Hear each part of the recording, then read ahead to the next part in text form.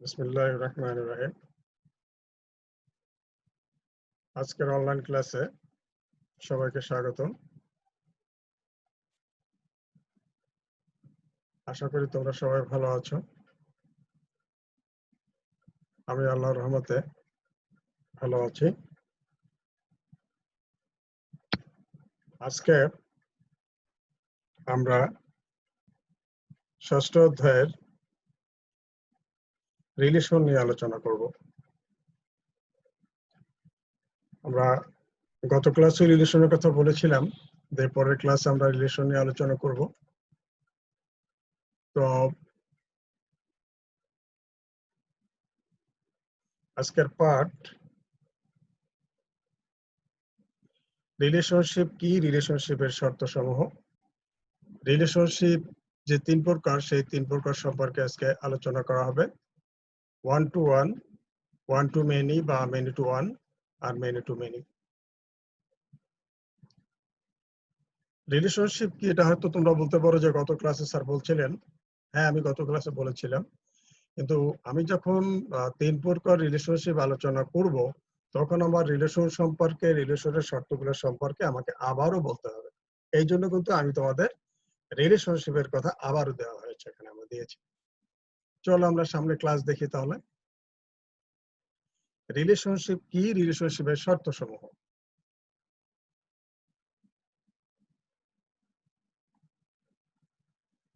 কোন একটি নির্দিষ্ট ফিল্ডের উপর ভিত্তি করে দুই বা ততোধিক টেবিলের মধ্যে সম্পর্ক স্থাপন করাকে রিলেশনশিপ বলা হয়।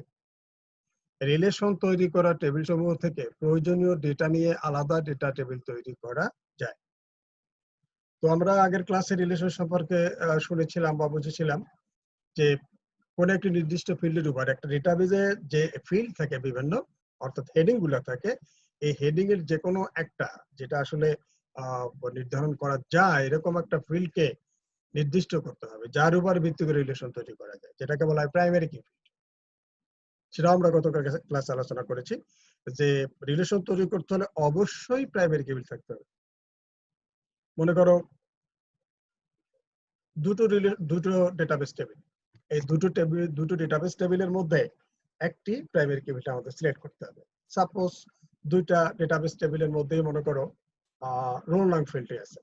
রোল নাম ফিল্ড is ইউনিক, কারণ ওই ফিল্ডের মধ্যে যে ডেটাগুলো আছে, এই ডেটাগুলো ইউনিক বা অদ্বিতীয়। আমাকে প্রাইমারি কি বলতে ওইটাকেই নির্ধারণ করতে হবে যেটার মধ্যে ডেটাগুলো ইউনিক, অর্থাৎ দ্বিতীয়বার নাই এরকম নিশ্চয়তা থাকতে হবে। সেটা হতে পারে রোল নাম্বার, হতে পারে আইডি নাম্বার, হতে পারে রেজিস্ট্রেশন নাম্বার, এরকম কোন মডেল নাম্বার, এরকম। তবে জন্ম তারিখ এগুলা হতে পারে না। তবে বর্তমানের ক্ষেত্রে মোবাইল নাম্বার কিন্তু প্রাইমারি কি ফিল্ড হতে পারে, যদি তা ওই ডেটাবেস ফাইলে থাকে।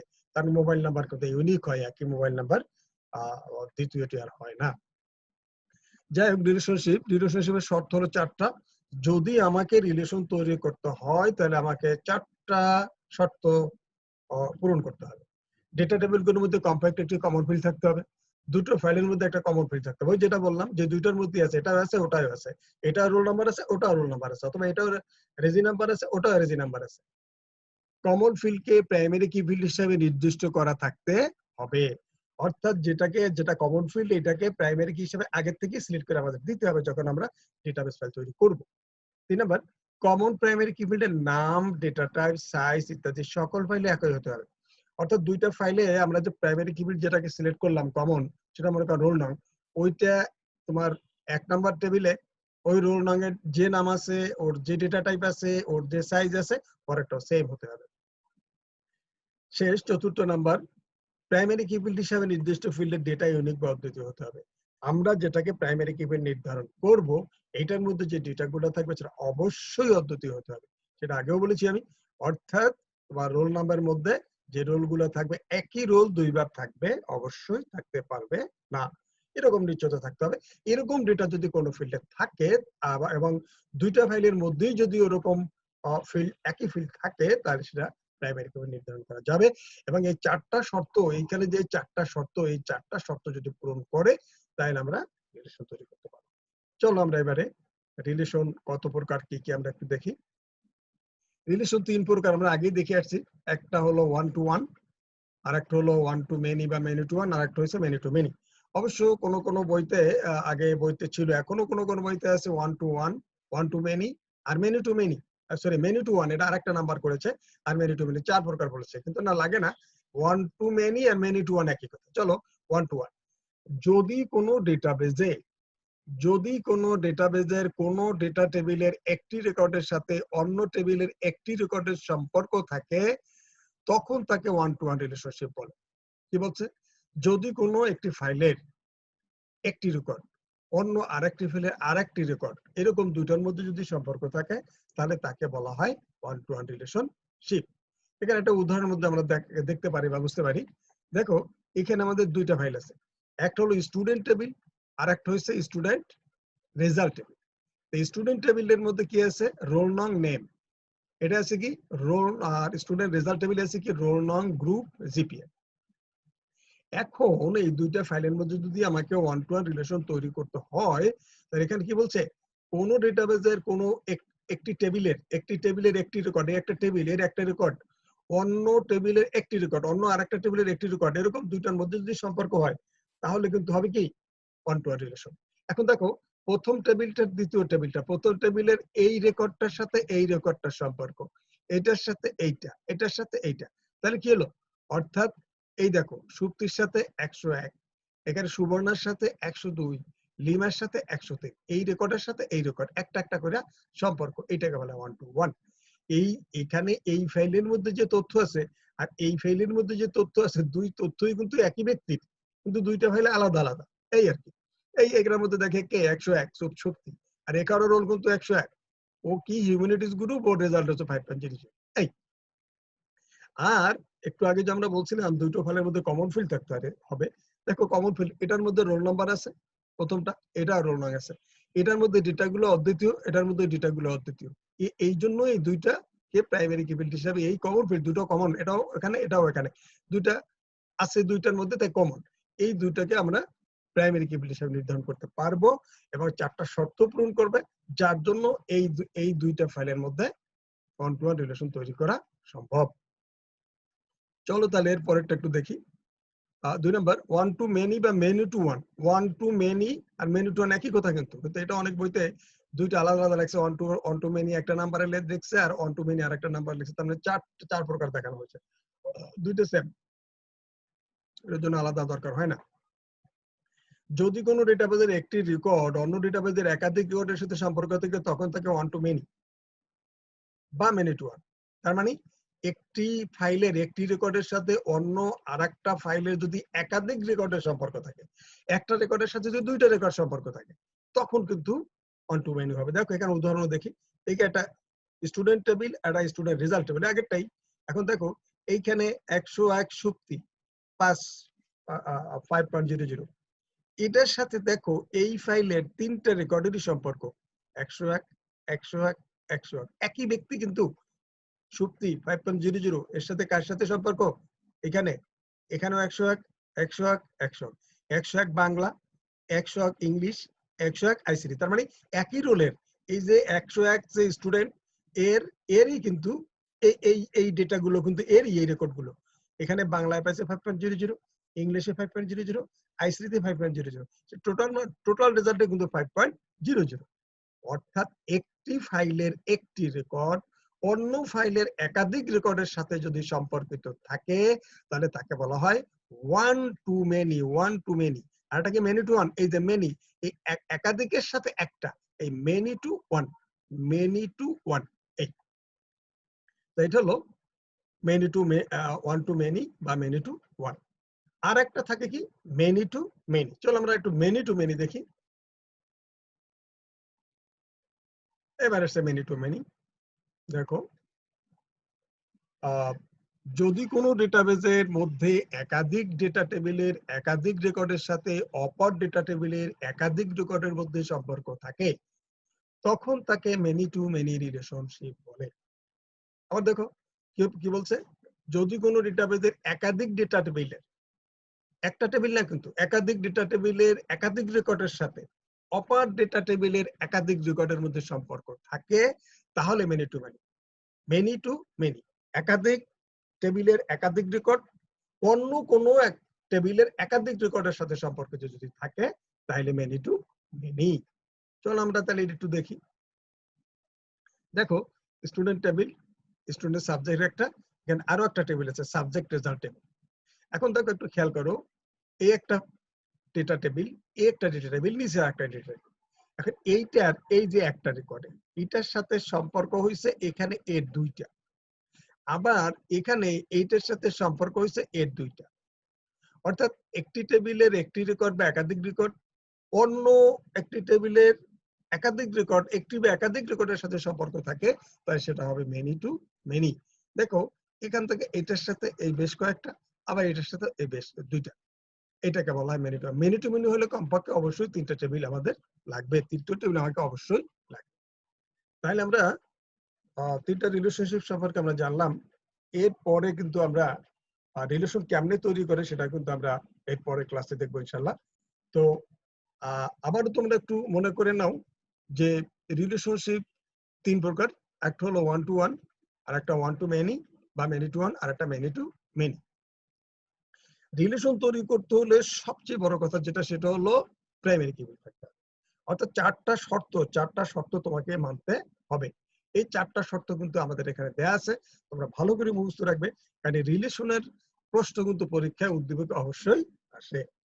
চলে আমরা আজকে অন্য একটু ব্যাপারে যাই। আজকে বাড়ির কাজের মধ্যে একটু আলোচনা আছে।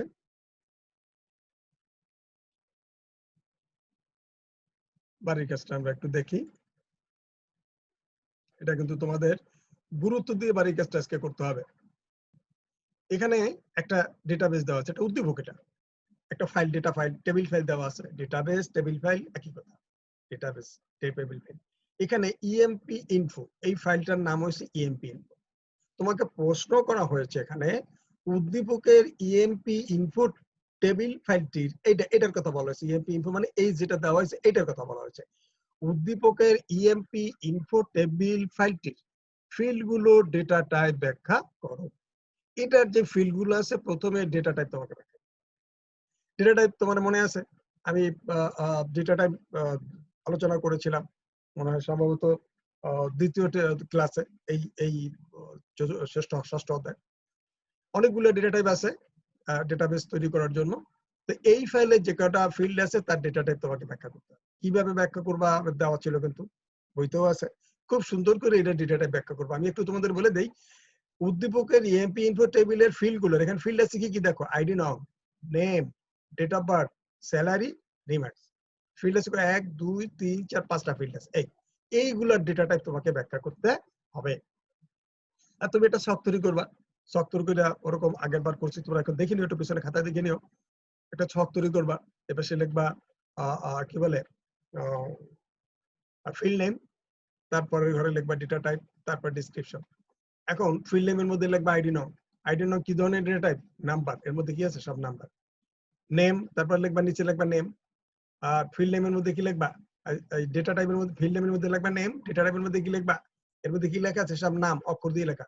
ডেটা টাইপ হবে কি text. Date of birth, data type হবে কি ডেট অফ টাইম।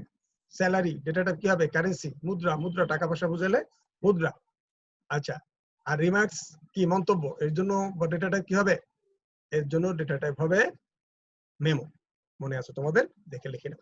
নেক্সট 2 নম্বর প্রশ্ন, ইএমপি ইনফো টেবিলের তথ্য খোঁজার জন্য তুমি কোন কোন ধরনের কি ফিল্ড ব্যবহার করবে এবং কেন ব্যাখ্যা করো। ইএমপি ইনফো টেবিলের তথ্য খোঁজার জন্য তুমি কোন ধরনের, কোন না কোন হবে, একটা কোন বেশি হয়ে গেছে, কোন ধরনের কি ফিল্ড ব্যবহার করবে এবং কেন। এটা একটা তোমাদের টেকনিক্যাল প্রশ্ন, মানে তুমি বুঝতে পারছো কিনা সেটা, যে তোমার এই যে ফাইলটা আছে ইএমপি ইনফো একটা ফাইল আছে, এখান থেকে যদি রেকর্ড খুঁজতে হয় তাহলে আমি কি ধরনের ফিল্ড ব্যবহার করব। মনে করো এইখানে তো 3 জন স্টুডেন্টের তথ্য, লোকের তথ্য আছে, এখানে 300 থাকতে পারে, 3000 লোকের তথ্য থাকতে পারে। এর মধ্যে থেকে আমি একজন লোককে খুঁজে বের করবো, সেটা আমি খুঁজে বের করবো কেমনি, আমি কি সব খুঁজে দেখে বের করবো, নো। আমার এখানে যে কোনো একটা ফিল্ডের সহায়তা নিতে হবে। এখন ফিল্ডের কোনটা সহায়তা নেওয়া যেতে পারে, যে ফিল্ডটা প্রাইমারি কি হতে পারে, যেটা প্রাইমারি কি কোনটা হতে পারে, যে ফিল্ডের মধ্যে ডেটাগুলো ইউনিক বা অদ্বিতীয়, একই ডেটা দ্বিতীয়বার নাই, তৃতীয়বার নাই, এর 100% নিশ্চয়তা আছে। এরকম ফিল্ড এখানে কি আছে, এরকম ফিল্ড আছে শুধুমাত্র আইডি নাম, এছাড়া একটাও না। নেম হবে না, একই নাম হতে পারে, ডেট অফ বার্থ একই হতে পারে, স্যালারি একই হতে পারে। সুতরাং কোনো সমস্যা নেই, আমাদের নিতে হবে কি আইডি নাম। এরকম যদি আরেকটা ফিল্ডের মধ্যে আইডি নাম থাকতো তা সেটা হতো, মানে আরেকটা টেবিল। তাহলে এখানে আমরা কিন্তু সহজভাবে উত্তরে আমরা বলবো যে টেবিলের তথ্য খোঁজার জন্য আমি প্রাইমারি কি ফিল্ড অবশ্যই ব্যবহার করব। তখন তোমাকে প্রাইমারি কি ফিল্ড সম্পর্কে বলতে হবে প্রাইমারি কি ফিল্ড কি। তুমি বলবা দুটি ফাইলের মধ্যে কমন ফিল্ড থাকতে হবে, কমন ফিল্ড থাকবে এবং কমন ফিল্ডের ডেটা টাইপ সাইজ একই হবে এবং কমন ফিল্ডের মধ্যে যে ডেটাগুলো থাকবে সেগুলো অদ্বিতীয় বা ইউনিক হবে, এরকম ফিল্ডকে বলা হয় প্রাইমারি কি ফিল্ড। আর আমি তথ্য খোঁজার জন্য এরকম ফিল্ডকেই আমি নির্ধারণ করব। এটা ব্যাখ্যা করে তুমি বুঝে যাবে। তারপর তুমি বলবা আমি যদি এখান থেকে কোনো তথ্য খুঁজে বের করতে চাই, যেমন যদি 102 আইডি নংকে খুঁজে বের করতে চাই, তাহলে 102 সার্চ করলেই কিন্তু আমি টোটাল তথ্যগুলো পেয়ে যাবো, কারণ 102 দুইবার নেই। কিন্তু আমি 102 যে তার নাম শিমুল নামে যদি আমি কাউকে খুঁজি, তাহলে কিন্তু আমি নাও পেতে পারি, কারণ শিমুল নামে আরো 2-5 জন থাকতে পারে। সুতরাং আমাকে যদি তথ্য খুঁজতে হয় তাহলে আইডি নাম অর্থাৎ প্রাইমারি কি ফিল্ডে সহায়তা দিতে হবে। এই প্রশ্ন দুইটা সুন্দর করে খাতায় লিখবা, মনে থাকে জানো। আজকে এই পর্যন্ত। সবাই ভালো থাকবা, সুস্থ থাকবা। সবাইকে ধন্যবাদ।